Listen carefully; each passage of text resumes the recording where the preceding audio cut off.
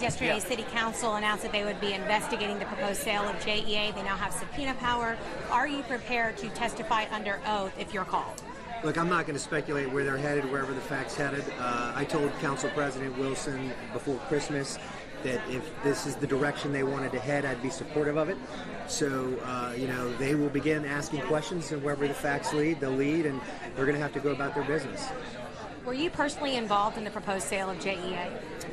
I was involved in supporting the process, which I went before a council committee, you'll remember, I believe late November, early December, and said, look, we tried to have this conversation 2 years ago.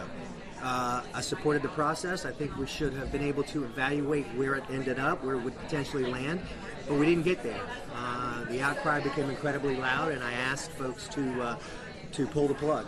I have never directed anyone to privatize an independent authority. By the way, I do have that power under the charter. If you look at the charter, it specifically states that the mayor has the power under the charter to explore privatization and to push privatization of government-related entities. However, I thought it was important that they run their process and with the other strategic alternatives, and we'd be able to evaluate it.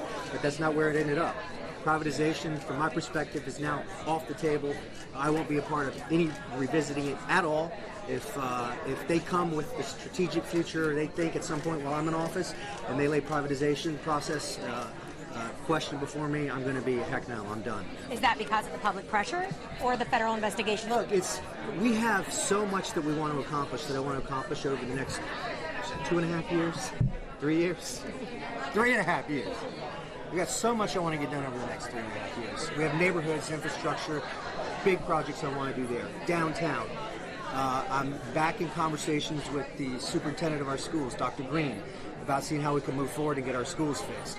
So if this subject were to be revisited, I think what we've seen, it's the only conversation in the room, and it inhibits us from getting other things done.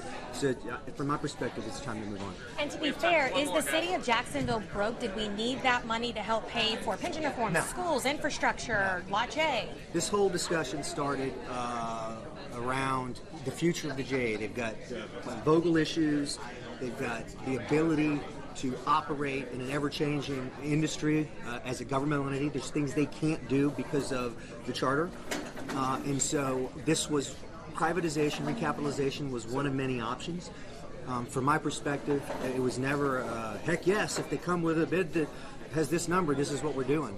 I had laid out, when they started this process, a number of things would have to be met: protection of ratepayers, protection of employees, a certain $1 million threshold, just to evaluate it.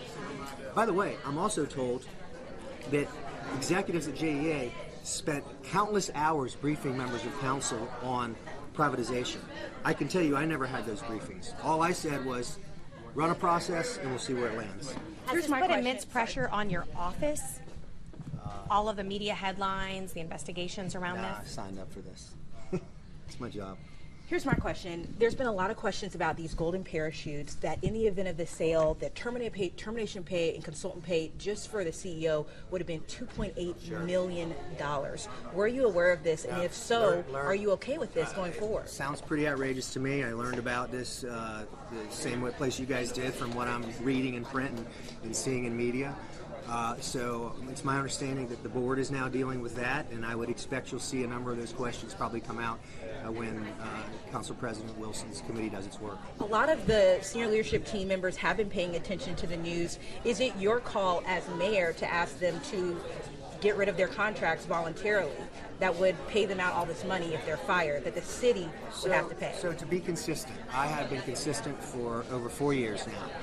Independent authorities have appointments made by me at the JEA. Other independent authorities have some made by me, some made by the governor. I don't direct those board members what and how to do. That's not how this is set up. I would expect them to do their fiduciary responsibility, evaluate the situation, and take appropriate action. What do you feel is their fiduciary responsibility, to get rid of the contracts or to keep them? I don't know the details and specifics of the contracts. Everything I've read and seen in the news seems pretty outrageous. So I would not have been supportive. I would not have been supportive of those arrangements had I had knowledge of them at the time. Thank you, guys. Thank you.